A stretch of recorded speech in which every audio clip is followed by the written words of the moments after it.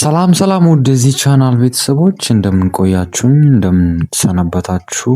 እንግዲህ በባለፈው ቪዲዮቻችን ላይ የ2016 ኤግዚት ኤግዛም ጥያቄዎችን እንግዲህ ጠቅለል አድርገን ለማየት ሞክረናል። ዛሬ ደግሞ እንግዲህ ከተለያየ አመት ከፔዲያትሪክ ኮርስ የወጡ የኤግዚት ኤግዛም ጥያቄዎችን እናያለን። ለዚህ ቻናል አዲስ ከሆናችሁ ሰብስክራይብ በማድረግ እንደዚህ የኤግዚት ኤግዛም ጥያቄዎችን ብሎም ደግሞ ወደፊት የሲኦሲ ጥያቄዎችን በተጨማሪም ከነርሲንግ ሌክቸር ጋር የሚገናኙ ቪዲዮዎች ስለምንለቅ ከወዲሁ ሰብስክራይብ ያድርጉ፣ ኖቲፊኬሽን እንዲደርሳችሁ ያድርጉ። ቀጥታ ወደ ጥያቄዎቹ እንሂድ። Question number 1. A woman gave birth to 1,700 gram or 1.7 kilogram baby in her 36 week of gestation. The baby was admitted to an intensive care unit immediately after birth. What is the most likely classification of this newborn? A. Very low birth weight. B. Very preterm. C. Low birth weight. D. Extremely low birth weight ይለናል። እንግዲህ 36ኛ ዊክ ላይ 1.7 ኪሎ ግራም ይመስል ወልዳለች። ተወለደው ልጅ ደግሞ ኢንቴንሲቭ ኬር ዩኒት ላይ ነው ኢሚዲየትሊ ከአፍተር በርዝ ላይ የገባው። ሶ ጥያቄውም ለን እንግዲህ በሞስት ላይክሊ የሆነ ክላሲፊኬሽን የትኛው ነው? ለሶ እናንተ ፓውዝ አድርጋችሁ ለመለስ ሞክሩ። እንግዲህ በርዝ ዌይት ክላሲፊኬሽን በምታደርጉበት ጊዜ እንግዲህ ደብሊውኤችኦም አይኤምኤስ የሚያስቀምጣቸው ፕሮቶኮሎች አሉ። ሶ ሎው በርዝ ዌይት የምንላቸው እንግዲህ ከ2500 ግራም በታች ከሆኑ እንግዲህ ሎው በርዝ ዌይት እንላለን። ቬሪ ሎው በርዝ ዌይት የምንላቸው ደግሞ እንግዲህ ግራማቸው ከ1500 ግራም በታች ከሆነ ቬሪ ሎው በርዝ ዌይት እንላለን። ኤክስትሪምሊ ሎው በርዝ ዌይት የምንላቸው ደግሞ እንግዲህ ከ1000 ግራም በታች ከሆነ ኤክስትሪምሊ ሎው በርዝ ዌይት እንላለን። እኛ እንግዲህ 1.7 ኪሎ ግራም ወይም 1700 ግራም ነው። እነዚህን በመመርኮስ እንግዲህ ምርጫዎችን መምረጥ እንችላለን። ምርጫ ኤ ላይ ቬሪ ሎው በርዝ ዌይት ይለናል። ይሄ መልሳችን አይሆንም። ቬሪ ሎው በርዝ ዌይት የምንለው እንግዲህ ከ1500 ግራም በታች በሚሆንበት ጊዜ ነው። የኛ ኬዝ ላይ ደግሞ ከ1500 ግራም በላይ ነው። ይሄ መልሳችን አይሆንም። ካንስል ታደርጋላችሁ። ምርጫ ቢ ላይ ቬሪ ፕሪተርም ይለናል።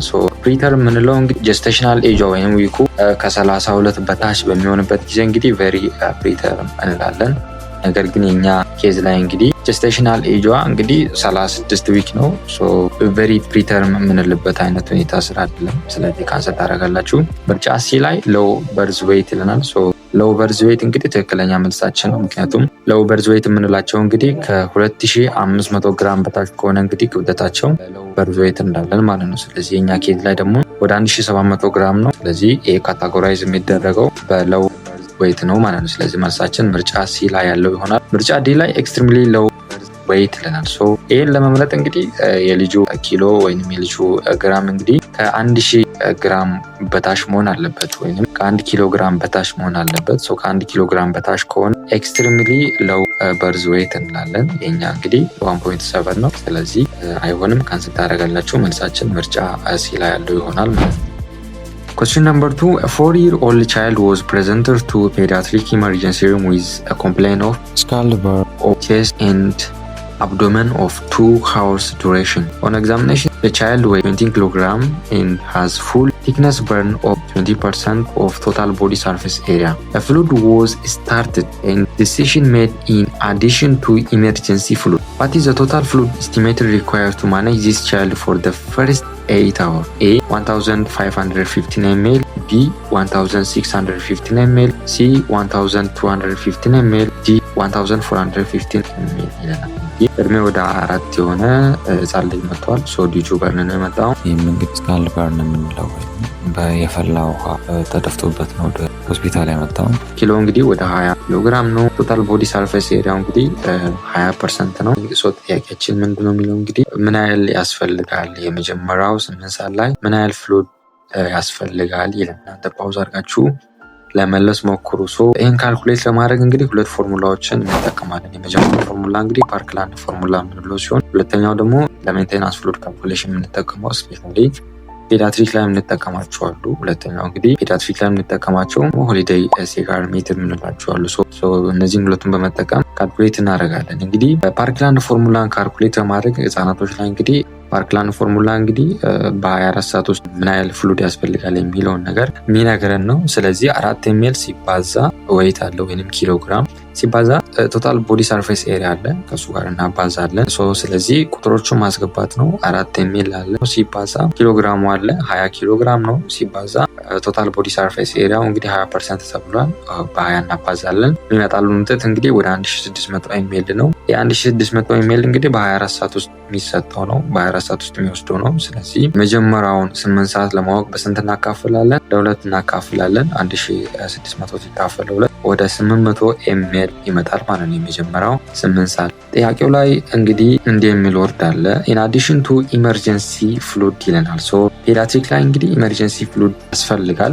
ኢመርጀንሲ ፍሉድ የምንለው እንግዲህ ሜንቴናንስ ፍሉድ ነው። ቅድም ያልኩትኝ እንግዲህ ሜንቴናንስ ፍሉድ ያስፈልጋል። ይህም እንግዲህ ሆሊዴይ ሴጋር ሜትር የምንለው ሜትር ነው። ይህም እንግዲህ 150 20 ሩል የምንለው የኛ ኬዛችን ላይ ያለው እንግዲህ ኪሎግራሙ 20 ኪሎግራም ነው። ከ20 ኪሎግራም በላይ በሚሆንበት ጊዜ እንግዲህ ሶስቱን ስቴፖች እንጠቀም ነበረ። ነገር ግን ኪሎ 20 ስለሆነ ሁለቱን ስቴፖች ነው የምንጠቀመው። ይህም እንግዲህ የመጀመሪያውን 10 ኪሎግራም እንወስዳለን። 10 ኪሎግራም ከስንት ጋር እናባዛለን? ከ100 ኤምኤል ጋር እናባዛለን። ምክንያቱም ፎርሙላው ምንድነው ብያለው እንግዲህ የመጀመሪያው 100 አለ 50 አለ 20 ኤምኤል ነው። የመጀመሪያውን 10 ኪሎግራም እንወስዳለን ከ20 ላይ 10ሩን ከስንት ጋር እናባዛለን? ከ100 ኤምኤል ጋር እናባዛለን። ወደ 1000 ኤምኤል ይሰጠናል። ከ20 ላይ 10 ወስደናል። ስንት ይቀራል? አሁን 10 ይቀራል። የቀረውን 10 ከማን ጋር እናባዛለን? 50 ጋር እናባዛለን። ምክንያቱም ፎርሙላው 150 20 ኤምኤል ስለሆነ ማለት ነው። ስለዚህ ሁለተኛ ላይ የቀረውን 10 ኪሎግራም ከ50 ኤምኤል ጋር እናባዛለን። ወደ 500 ኤምኤል ይመጣል ማለት ነው። እነዚህን አንድ ላይ በሚደመሩበት ጊዜ እንግዲህ ወደ 1500 ኤምኤል ይመጣል። ይህ 1500 ኤምኤል እንግዲህ ቶታል ሜንቴናንስ ፍሉድ ነው ለ24 ሰዓት የሚያስፈልገው ማለት ነው። የኛ ጥያቄ ላይ እንግዲህ ለ8 ሰዓት ነው የሚለን። 24ን ለ3 በምናደርግበት ጊዜ 8 ሰዓት ይመጣል። የመጣልንን ቫልዩ 1500 ኤምኤሉን ለስንት እናካፍላለን? ለ3 እናካፍላለን ማለት ነው። ለ3 በምናካፍልበት ጊዜ ስንት ይመጣል? ወደ 500 ኤምኤል ይመጣል ማለት ነው። ስለዚህ ቶታል ፍሉድ እንግዲህ የመጀመሪያ 8 ሰዓት የላይጋ ፓርክላንድ ፎርሙላ ያመጣነው ውጤት አለ 800 ኤምኤል ሲደመር አሁን ያመጣነው ውጤት አለ 500 ኤምኤል አንድ ላይ ስንት ይመጣል? ወደ 1300 ኤምኤል ይመጣል ማለት ነው። ራውንድ በምናደርግበት ጊዜ ምርጫ ላይ እንግዲህ ወደ 1250 ኤምኤል አለ። ምርጫ ሲ ላይ ያለው እንግዲህ መልሳችን ይሆናል ማለት ነው። በርን በሚኖርበት ጊዜ እንግዲህ ፓርክላንድ ፎርሙላ ነው የምንጠቀመው አይደለ? 4 ኤምኤል ታይምስ ኪሎግራም አለ ሲባዛ ቶታል ቦዲ ሰርፌስ ኤሪያ ነው። ህጻናቶች በሚሆኑበት ጊዜ እንግዲህ ሁሌም ቢሆን ሜንቴናንስ ፍሉድ ያስፈልጋቸዋል። ይህ ሜንቴናንስ ፍሉድ እንግዲህ ቅድም ያልነው ወይንም ሆሊዴይ ሴጋር ሜትር የምንለው መጠቀም ያስፈልጋል። ስለዚህ ፓርክላንድ ፎርሙላውን ፕላስ ሜንቴናንስ ፍሉድን አድርገን እንሰጣቸዋለን።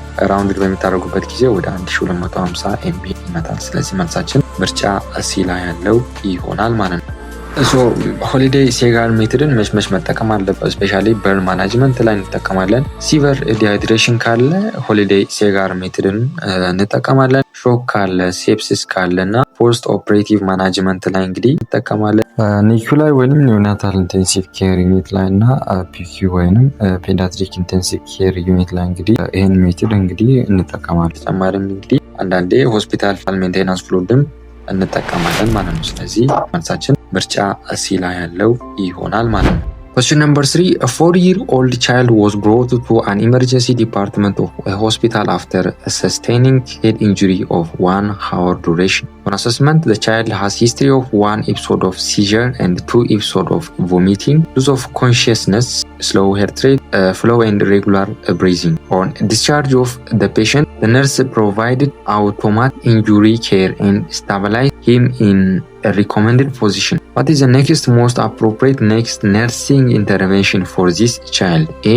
Check pupil reaction every 4 hours. B. Seek medical attention. C. Awaken twice during the night. D.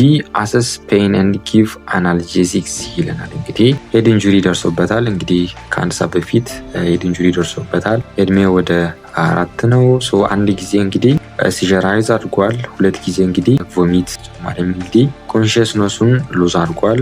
ሄርት ሬቱ ስለሆነ ይለናል። በተጨማሪም ብሪዚንጉ እንግዲህ ሬጉላር የሆነ ብሪዚንግ አለው ይለናል። እንግዲህ ሲሪየስ የሆነ ብሬን ኢንጁሪ እንዳለ ይጠቁመናል። ኢንትራክራኒያል ፕሬሸር እንግዲህ ኢንክሪዝ ነርሷ እንግዲህ ልጁን ስታብላይዝ አድርጋለች።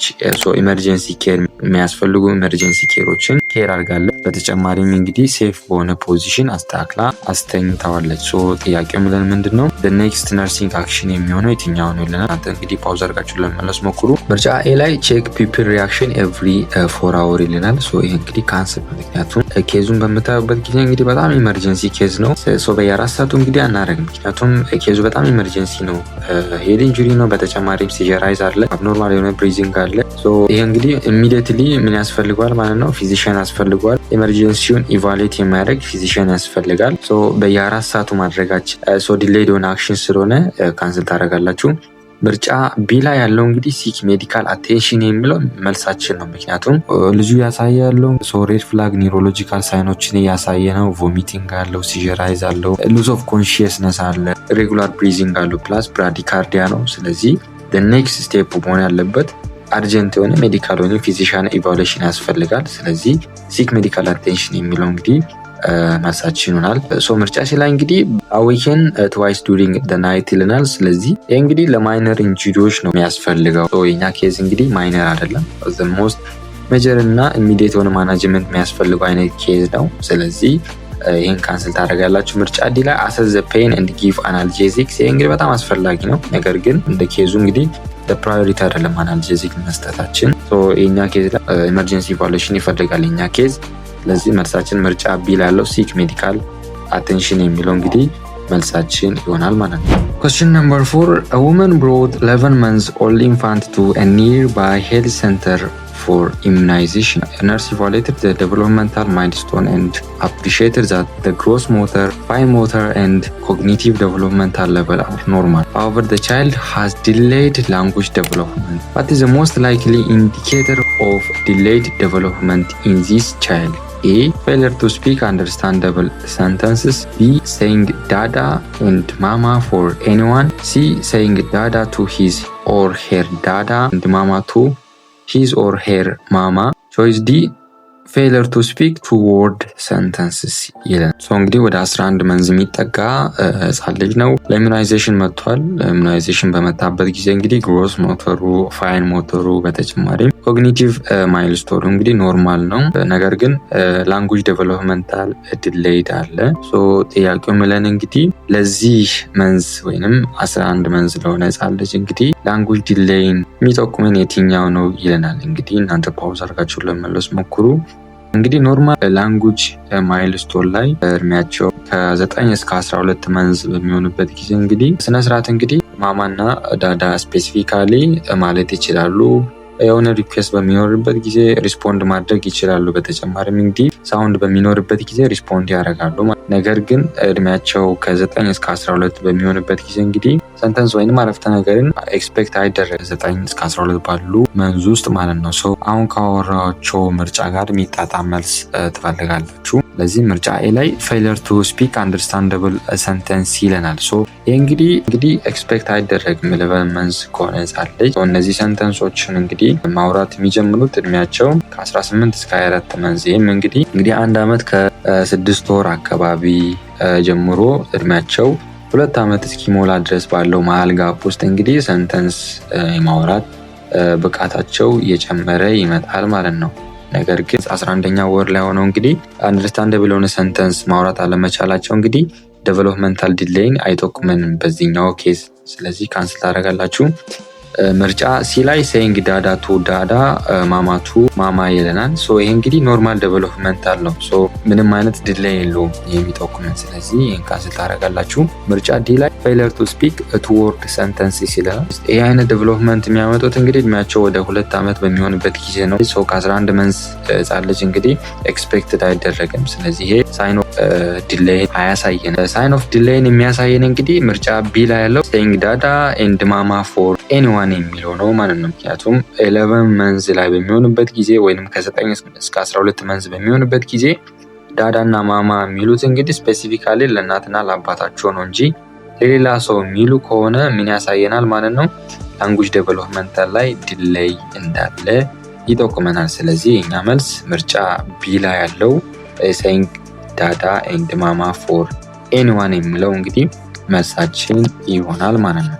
Question number 5. A 4-year-old child has been brought to a well baby clinic for growth assessment. The child anthropometric measurement have been taken and revealed that mark greater than 13.5 meter, body mass index for age greater than 3 on Z-score, weight for age greater than 2.5 on Z-score, and height for age less than 0.9 Z-score. What is the most appropriate nursing diagnosis in this case? A. Obesity, B. risk for stunting, C. risk for overweight. እድሜው እንግዲህ ወደ 4 ዓመት የሚጠጋ ነው። ክሊኒክ መጥቷል ግሮዝ አሰስመንት ለማደረግ። እንግዲህ አንትሮፖሜትሪክ ሜዠርመንት ላይ እንግዲህ የተገኙ አሉ። የመጀመሪያው ማክ ነው ግሬተር ዛን 13.5 ሴንቲሜትር። ዚስ ኢዝ ኖርማል፣ ምንም አይነት አኪዩት ማልኑትሪሽን እንዳለ አያሳየንም። ስለዚህ ኖርማል ነው። ቦዲ ማስ ኢንዴክሱ ፎር ኤጁ Z-ስኮር ላይ ከ3 በላይ ነው። ይህ እንግዲህ ምን ያሳየናል? እንግዲህ ደብሎቹ ያስቀመጠው ካት ኦፍ ፖይንት አለ ግሬተር ዛን 3 በሚሆንበት ጊዜ Z-ስኮር ላይ እንግዲህ ኦቤስ እንላለን ማለት። ሌላኛው እንግዲህ ዌይት ፎር ኤጅ ነው። ዌይት ፎር ኤጁ እንግዲህ ግሬተር ዛን 2.5 ነው Z-ስኮር ላይ። ይህ እንግዲህ ሃይ የሆነ ዌይት እንዳለ ይነግረናል። እንግዲህ ኤክሴሲቭ ዌይት እንዳለ ኮንፊርም ያደርግልናል። ሌላኛው እንግዲህ ሄይት ፎር ኤጅ ነው። እንግዲህ ሄይት ፎር ኤጅ ምንድነው የሚያሳየን? ስታንቲንግ ነው አይደለ? ሌዛን 0.9 ነው Z-ስኮር ላይ። እንግዲህ ከኖርማል አቨሬጁ ስላይትሊ ወርዷል። ነገር ግን ስታንቲንግ አይደለም። ስታንቲንግ የምንለው እንግዲህ ሌዛን -2 በሚሆንበት ጊዜ ነው። ነገር ግን ትንሽ አቨሬጁ ወርዷል። ስለዚህ አፕሮፕሪየት የሆነው ነርሲንግ ዳያግኖሳችን ምርጫ ኤ ላይ ያለው ኦቤሲቲ ነው። ምክንያቱም ቦዲ ማስ ኢንዴክሱ እንግዲህ ግሬተር ዛን 3 ነው Z-ስኮር ላይ። እንግዲህ ደብሎቹ ባስቀመጠው ካት ኦፍ ፖይንት ደግሞ ኦቤስ ነው ብለን ካታጎራይዝ እንድናደርግ ያደርገናል። ሌላኛው እንግዲህ ዌይት ፎር ኤጅ ነው። ዌይት ፎር ኤጁ ግሬተር ዛን 2.5 ነው Z-ስኮር ላይ። ኤክሴሲቭ ዌይት እንዳለ ይነግረናል። ሌላኛው ሄይት ፎር ኤጅ ነው ሌዛን 0.9። እንግዲህ ስላይትሊ እንግዲህ ሎው ቢሆንም ኒር ቱ ኖርማል ነው። ፕራይመሪ እንግዲህ ፕሮብለሙ ኦቤሲቲ ነው። ስለዚህ መልሳችን ምርጫ ኤ ላይ ያለው ይሆናል። ምርጫ ቢ ላይ ሪስክ ፎር ስታንቲንግ ይለናል። ስታንቲንግ የምንለው እንግዲህ ሄይት ፎር ኤጅ Z-ስኮራችን ላይ ሌዛን -2 በሚሆንበት ጊዜ እንግዲህ ስታንቲንግ እንላለን። ነገር ግን የኛ ኬዝ ላይ እንግዲህ ሌዛን 0.9 Z-ስኮር ነው ብለን እንግዲህ የስታንቲንግ ክራይቴሪያን ሚት አላደረገም። ስለዚህ ካንሰል ታደርጋላችሁ። ምርጫ ሲ ላይ ሪስክ ፎር ኦቨርዌይት ይለናል።